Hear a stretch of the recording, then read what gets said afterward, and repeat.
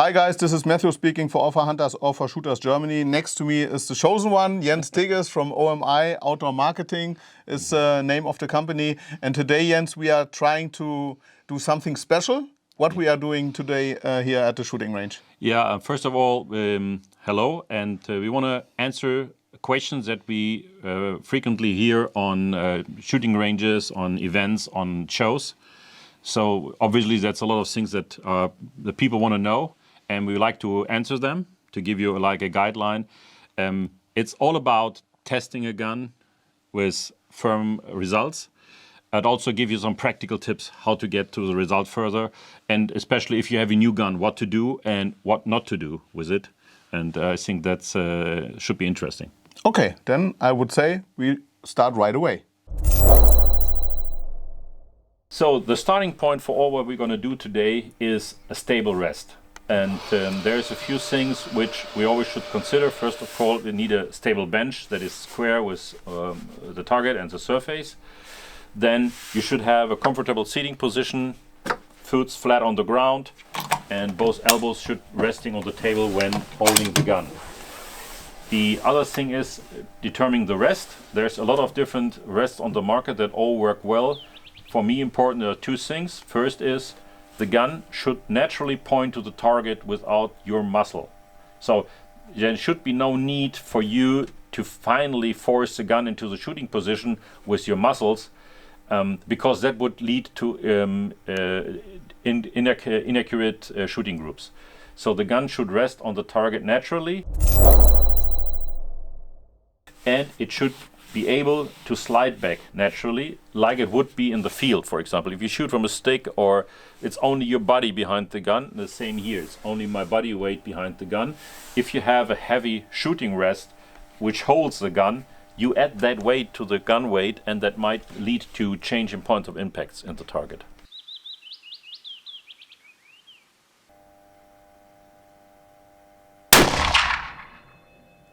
Yep.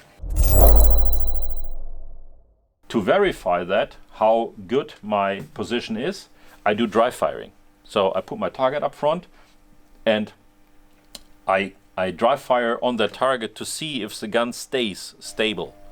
Because in shooting with the recoil, you wouldn't notice that. All the little mistakes you do. I had the example that the guy had an old Mauser 98 with a heavy firing pin. And that was shaking the gun in his type of rest so much that already was almost an inch at the target. So that's something, how you can verify if your shooting position is comfortable, is do some dry firing. You get known to the trigger and you get comfortable with the shooting position. I think that's the good tip. Yep. To give that all testing, what we're going to do a sense, we of course need a gun that has the accuracy that allows it. The gun, the optics and the ammunition has to play together to shoot, I would say, half MOA groups. That is a good guideline if your gun can shoot that, or consistent sub MOA. We have here a Savage 110 Tactical, which is it's in between a hunting and a target gun. It is it has an aluminum batting in the synthetic stock. The Accu stock from Savage, and it has a medium heavy barrel, which is more consistent, especially if it heats up, and for longer shooting rounds or more shooting rounds. And also we have a Leupold VX5 HD hunting scope here, 3 to 15 by 56. It's one of the most common ones and very, very popular. We're going to use that on purpose instead of a target scope, because these tracking tests and everything is more common, is more used with target scopes, but I want to show that even a good hunting scope can do that very good. And ammunition wise, we picked the Hornady Precision Hunter. That ammunition was made with a purpose in mind that you can hunt on all hunting practical distances from very short to very far, and with an above average accuracy, excellent accuracy. That ammunition, what I would call a reference ammunition, because it proved that it can shoot very accurately in a lot of guns over time. So I can trust it, and that's a good starting point. If you have a brand new gun, before you try to pick your hunting ammo, which can more differ in accuracy, I would recommend a target ammunition that you can test your equipment in general, that you know what is your gun, your optics, the mount and everything capable of doing before you start invest a lot of money in testing different hunting ammos, and also for break-in period of the barrel. That is good enough, you know, to use an inexpensive target ammo to do that. The starting point for our test today is we'll confirm 0 on the gun. So we have a target here, we confirm the 0, and once that is established, we're gonna do what we call a box drill. So we will dial the scope to hit that the gun hits all these squares while still aiming in the middle. So that test shows me how good the scope mechanically is, and it also gives me the confidence if I want to use ballistic turrets, whether it be for wind edge or for wind hold. And that is a good test that you can verify that it exactly tracks.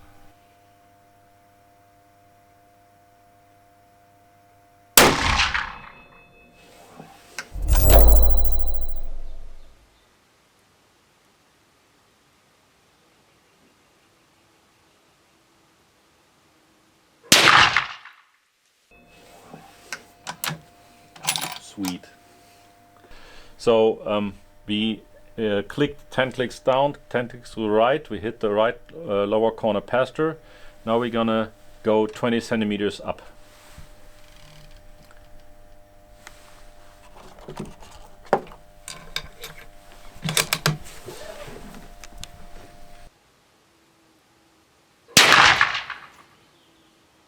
So we are in the upper right corner, so we go 20 centimeters to the left.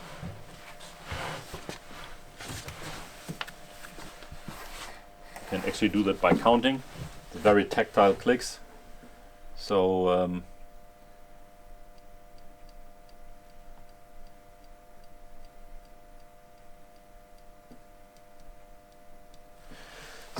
one little trick what I'm doing is here, and I would recommend it to everyone. With every scope you're going to use with ballistic turrets, if it's brand new from the factory, give it some run through the turret.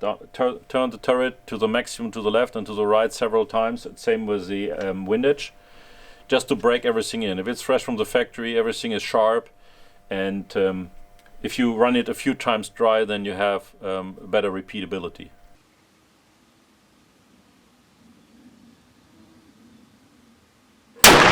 Ja, also.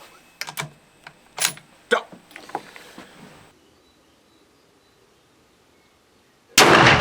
Jo. Okay. Sick shit. So here we have the target. So just to explain what we see here, that was the first round with the uncleaned gun as we put it out of the slip. Then we shot that 4-round group here just to see what the combination can do, what the gun and myself can hit here.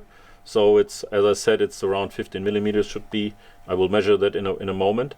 Then we did 2 clicks up to end up hitting the paster on the lower right corner. Then we went here, here, here, in here just by clicking, still aiming in the middle. That one I would give myself. Maybe I had a little mistake here, but we were low in general. And then clicked back in the center, and it actually what was hitting the initial round. So we confirmed that the 0 is perfect. So the scope is working? Scope is working. I mean, for hunting scope, it's really good. That's what you expect from a quality product like a Leupold. And that gives you confidence. You know, once you've done that several times with your gun, it's good fun, it's good working, but also it gives you the confidence that the equipment will work. If you have to dial elevation or windage in the field, you know your scope is tracking.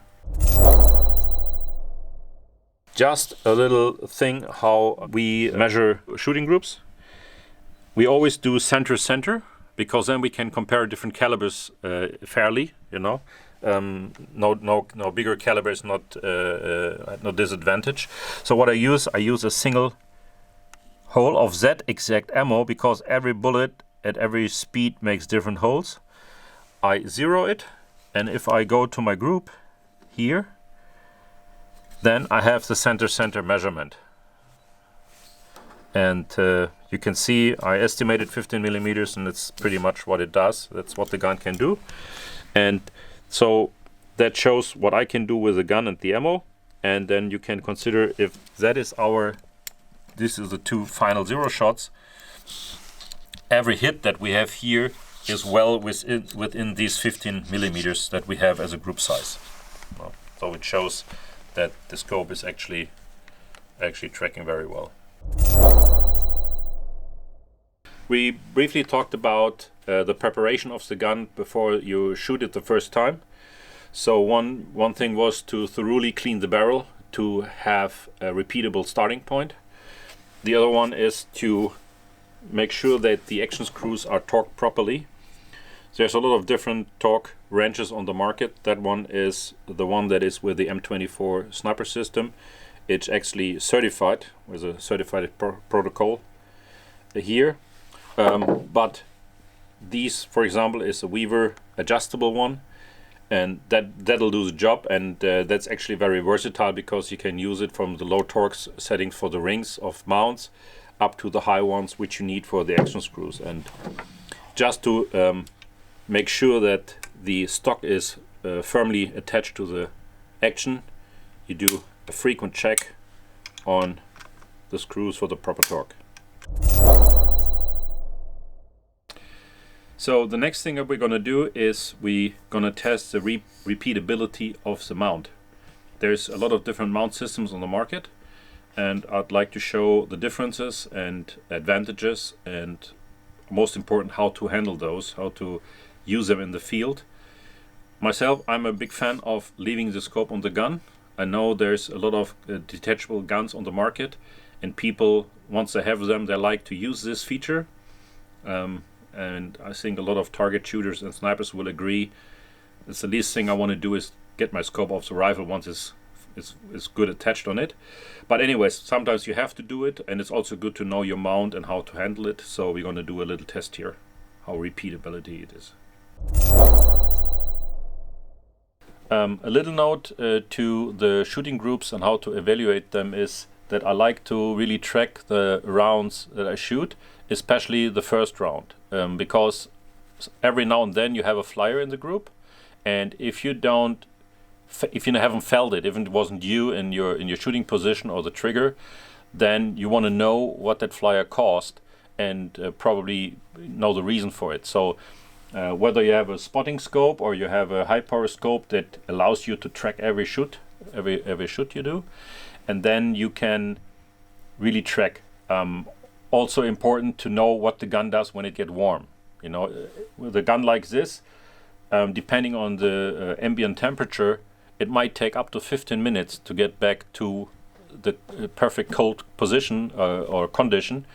That's what you would have if on the hunt. You know, the first round is important from the cold gun, and if you shoot several groups, you must make sure that you come back to that ambient temperature, the temperature of the gun.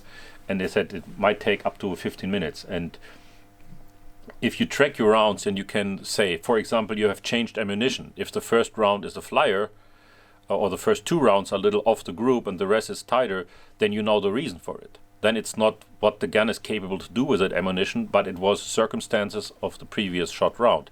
So you have to repeat the group and to see if it gets tighter. So that's what usually you do with a gun with a heavier barrel. You shoot 5-shot groups.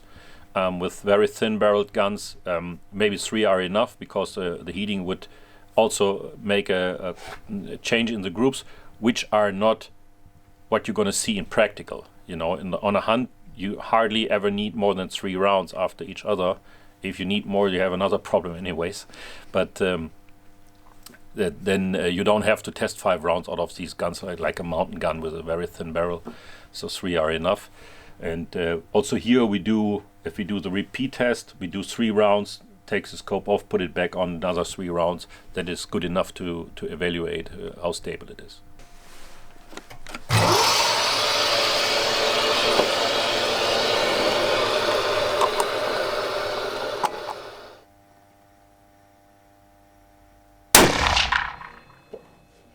Das sieht gut aus. Außerdem das Pflaster getroffen. Schon wieder.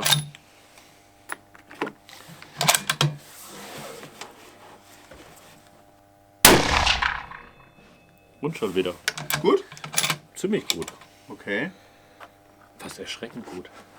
Ist gar nicht so gut, doch muss er wieder wiederholen jetzt. Das wird ja richtig schwierig. So, vielleicht soll ich mal einfach.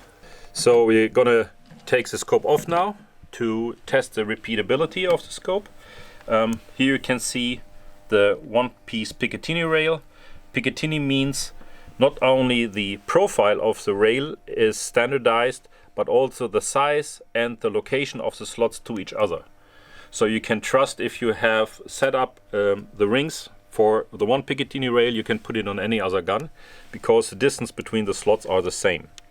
There are rails on the market which have different size slots and different space slots. That is what we call a Weaver rail, because Weaver brought that into the civilian world, as far as I know. But the full standardized thing is a Picatinny. And you can see here the rings. They have one movable clamp and the recoil lock, which secures it in place. And I will show you how to put it on the gun. So you have to remember your locations, where the scope was. And then it's important, you can see there is a slight movement here in the thing. In recoil, the scope wants to go forward because of its mass. And to have that point already before you shoot, you move the scope to the full tilt, to the full stop in the rail, before you secure the screws. Again here we have a torque wrench, and we use 25 inch-pounds of power for the rings. So push the scope forward, do both rings finger tight, press it forward all the time to make sure that's in the full forward position, and then if it's finger tight, you torque it.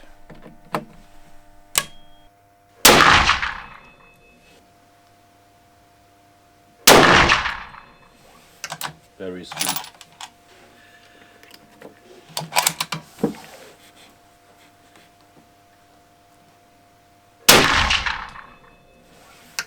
Gut, dass der jetzt ein bisschen weg war, sonst sieht so komisch aus. So you see the group here, and the video you can see where the shots were fired. So that was the first 3 rounds, and we took the scope off, and that was the last ones. And that is well within that 1 centimeter that the manufacturer gives us as a statement for the mount, how repeatable it is. And I think that is for hunting and everything, it's very good. Just a note to the choice of targets. The size and the size and the shape of the target should fit to the scope, and especially to the reticle. Here we have a fine crosshair, the fire dot for fine reticle from Leupold, and that allows me to square to center that square very perfectly. And I like square targets because you can also see a possible cant of the scope, which can, even here from that steady rest can happen. And one thing just to mention, what we did here is it was less than perfect because we were shooting into the point of aim. So we were destroying our aim area. Usually you would rather aim slightly above it, but here just to visualize the repeatability better, we chose to shoot into the target. But usually what you should, if you want to shoot tight groups, you should shoot slightly above your aiming point, that it stays intact. So we will mount a complete new scope now to cover some aspects that we have to watch out here again, and also to show a different type of mount. That one was with the torque screws, which we can use a torque wrench. Here we have the quick release Weaver rings, QRW2, and there is a lever which you can manipulate with your hand. So just to see how that system, how repeatable this is, we're going to show it, and we're going to mount a complete new scope. One advantage of the Picatinny rail is, for example, you are very flexible with the position of the scope. So what I like to do in the summertime is, if I mount it in the summertime, I use not the farthest, but 1 slot further forward. So in the wintertime, when I wear heavier clothing, to have the same distance to my eye, I can move it easily one up, or actually one down, one closer to myself. And of course I have to do a control shot and possibly some clicks adjustment, but the whole process is very easy. So when I mount the new scope, I put on the rings finger tight first, and I just go for a general mounting position to see where I need to place my second ring. So I know for myself it works if the scope is about that position, and I try to get the second ring as much forward as possible. That is about that position here, and put the second ring up here. Again, I push it forward to the point where the recoil would push it naturally. So once we position the rings, we remove the upper part of the ring. In that case, it's a T15 Torx. Then we just roughly position the scope in the rings, again to the position where we think it needs to be. And then there is a little trick with we have 2/3 split rings here.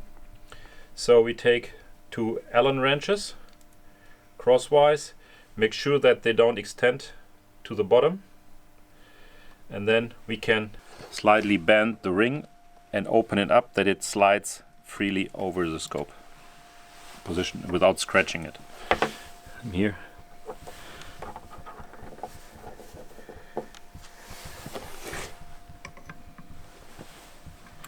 Here we go. Now we start to put the screws back in, only finger tight. We still want to be able to move the scope, A, to level it, and B, to find the perfect position, which is very important.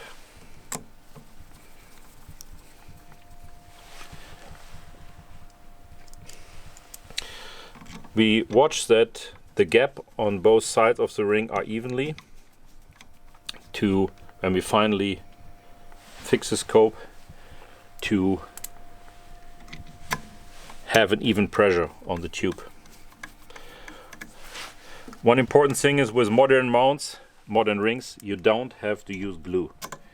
Not for the screws and not for the rings. That times are over. That is a thing of the past where you have the heavy steel scopes and the rings were not as exact. With today, I mean here even finger tight, I'm already can't move the scope anymore, so I have to loosen it up a little bit. So now we have the right position that we can still move the scope to find the perfect position, and here it's now a very important part. You can use standard measurements, but the best way to adjust the scope to the user is you take the scopes in the highest magnification possible. You use your heaviest clothes that you're going to use with that gun on the hunt. Again, can be different in summer and winter. So we have move one for step forward, summertime, so I have closing. I get in the gun, and now I move the scope out as far as possible that I still have the full field of view. So as far out, highest magnification, thickest closing, sitting position, because that's where you have the longest distance to the scope. And then you move the scope as far out as possible where you still have the full field of view. Because what that does is we have what we call the EYEBOX. The EYEBOX is a 3-dimensional space behind the scope where your eye have to be to have the full field of view. If I'm in the sitting position, I have the longest distance to the scope, so I'm in the rear of, I want to be in the rear of that EYEBOX. If I would move the scope already further down to me, I would be in the middle, and if I take a shooting position like prone or from sticks where I get closer into the gun, I tend to move out of my EYEBOX and lose my best possible field of view. So takes the longest shooting position, eye position to the scope, moves the scope out as far as possible, that whatever you get closer to the scope, you still stay in that 3-dimensional EYEBOX. So once we find the right position towards the shooter, we have to level the scope, and there's a lot of tools on the market. I actually like to do it on the range. You know, it just takes a few minutes. Yeah, they have the best. If you're 100 meters or more, then you find the perfect position for the scope in the level the easiest. There are some tools like this here, which you can slide under the Picatinny rail, which presses to the square part of the main turret to level it. It is helpful, but I said if you do it on the range, it's as quick if you just do it by hand. The mirror trick. What we have here is a real glass mirror, not the plastic one that you use for the bathroom. That is actually real glass. And what it also is, it's the smallest collimator in the world. So what you can do with that mirror is you put your scope with the objective forward on that mirror, look through it, and what you see now is two reticles. One is the physical one from the scope and one is the mirror image of it. And what you can do now is you can turn the reticles until they match each other. And what it does is optically centers the scope. And the important part of it that is, then you can check how good your mount is. If the mount is true on the gun, it's straight on the gun. If you put the scope then on the mount and you look through the barrel and you find that your scope is very off the target, you already know that the mistake is in the rings or the mount. That is also very important for dealers because you can address possible problems with the customer. You can already find out if the problem is the scope or the mount.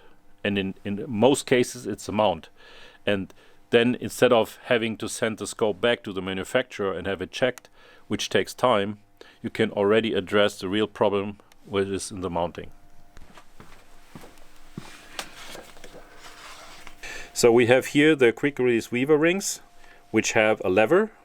That is to allow you to take the scope off in the field without any tools and put it back on, of course, and we're going to see how repeatable that is. Again, when we put these Picatinny rings on the rail, we make sure that the wheel coil lock is pushed all the way forward, and then I finger tight the levers. So here we see the levers of the QRW rings, and you can pull them out against spring, and then you can apply the pressure you need to fix it, and then you can put them back in a position where it doesn't disturb when you're carrying the gun. So next step is to pre-zero the scope by looking through the barrel, and in order to do that I prefer a large black round target, which gives me like a peep sight effect that I use my barrel and that as a sideline. The next steps, the target is up front. I'll center the black round target in my barrel, and without touching the gun I click my reticle to go exactly in the center of the target. I'll double check, and now I'm ready to fire it. If I do that correctly, I will end up in an area like this on the target at least. Whenever you are ready. Rechts 8 angekratzt, etwas tief. So, machen wir jetzt ganz einfach. Ja. Zeig mal bitte auf der Scheibe, wo der Schuss ist.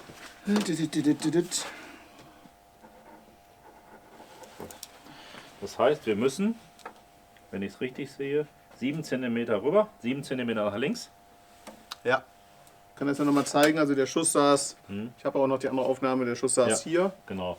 Wir messen das, was wir jetzt machen, ist, wir messen das tatsächlich mit dem Zollstock aus, um möglichst schnell genau in den Bereich zu kommen. Jawoll! Na, also, Herr Tigges, Mensch! Also, close to perfection. Now it's open mic.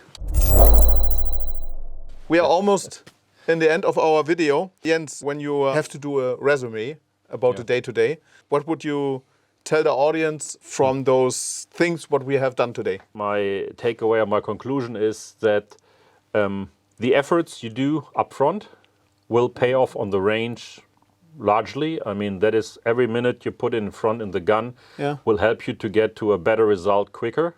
The preparation itself, it's 20, 30 minutes. Yeah. You know, takes the gun, torque it properly, clean the barrel, mount it properly. It's half an hour. And then you go to the range, you shoot the first rounds, and they don't overjudge the first rounds, the first groups. Again, what I recommend is, if you're in the beginning of the gun, you don't need the expensive hunting ammo. You can use a good match ammo. Match ammo, it's more forgiving. It's mostly less expensive because the bullet doesn't have to do as much as a hunting bullet has to do. There is And no it points terminal. out the direction which brand is usable, or what you say? Every determined match round, you know. In terms of Hornady, it's a BTHP. Sweet. The match, even in this volume pack here, one round is around €1, a little bit more, instead of 250 for the hunting round. Very sweet. So you can see there is the difference, and because if the match round doesn't shoot, it already tells you something is not correct. You have to review all the things. You know, go to your checklist: torque screws, barrel condition, mount, rings, scope. You know, you can go through all these steps again to find out where it is. If it shoots with a match ammo and it's broken in, then you can get to the more expensive hunting ammo to do your test. Which one likes your rifle the most? Because we all know not every rifle likes every ammunition. There's a few ammunitions like Precision Hunter that's made for it. That's made for high accuracy. On top of everything else, I mean, every ammunition is made for accuracy, but this is especially forgiving. You know, it shoots out a wide variety of guns, really, really great. And but there's some other rounds you need to test. You have to test it. You have to check it out. Some more complex bullets which are not as forgiving as others, you know, in terms of accuracy. And as I said, before you do all these expensive tests, you want to make sure that your setup is correct, that the barrel is broken in properly, and then it pays off. With our first test today, you played a little bit around, along with the possibility to arrange the scope. Is it a good way to get in practice for precise shooting? Yeah, I mean, everybody needs practice. Even me, I shoot a lot, but yeah, you have to practice it. I mean, a gun like this doesn't just happen. Yeah, you have to make it happen. I mean, this is something you have to do a lot of things right to shoot these tiny groups, and there are people that can shoot half of that size group, which I highly respect. Some top shooters, some friends of mine, actually, and I highly respect their skills. That's something you have to practice. I mean, it doesn't happen. You know, you have to do everything right to do that. And if people just go to the range without having that experience and expecting a half MOA or quarter MOA group, it's not realistic. You know, you have to. I mean, you have to shoot it first. Let's be honest. In the marketing, we are trying to find nice words to put a product in the right place. But absolutely. With some sayings, you have to be careful, or what you say. What you rather consider that you have to check it out by yourself. You have to be honest. I mean, that shows that the product is. The whole product, the setup is capable of doing it. Yeah. But you have to do your part as well. Okay. You know, even if that gun, if an unexperienced person would shoot it and would do small mistakes, the group would be double the size. Okay. There's no Superman's cape. There's nothing you can't buy skill. You have to work for skill. Okay. Thank you. That was a really, really nice last word. And from the chosen one, from Mr. Jens Tiggers from Germany, aus Mehrichstadt. Yeah. Mehrichstadt is correct. Yeah. And I hope you liked the video. And if so, then leave a comment underneath the video and subscribe to our channel, All for Hunters, All for Shooters. And Jens, thank you very much. You're welcome. Thanks so much.